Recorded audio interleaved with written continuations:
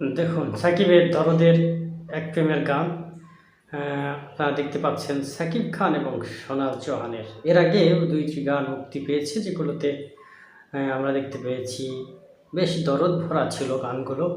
আর একটি গান তো ছিল নাচেরই গান। আর সেই জায়গা থেকে আজকে যে ৩য় গানটি বলা চলে, চতুর্থ গান বলতে হবে, কারণ নোবেল গানের ২টি গান ইতিমধ্যে আমরা শুনেছি এবং একটি গান শুনেছি বালাম এবং কোনালের।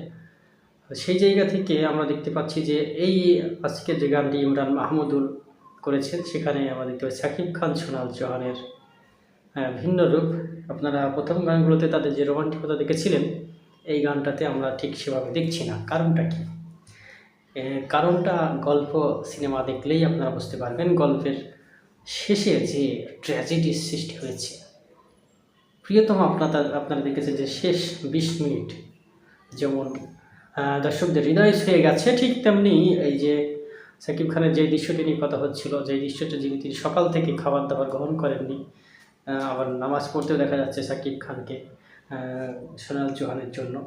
সোনাল চৌহানের কি হাস্য একটা মুখ ছিল শুরু থেকে, বেশ প্রাণছঞ্ছল একটা মেয়ে ছিল, সেই জায়গায় যে একেবারে নীরব হয়ে গেছে, নিস্তব্ধ হয়ে গেছে। খাবার দিচ্ছে কিন্তু খাবার ভিতরে যায় না। কী কারণে এমনটি হতে পারে? কী মনে হয় আপনাদের?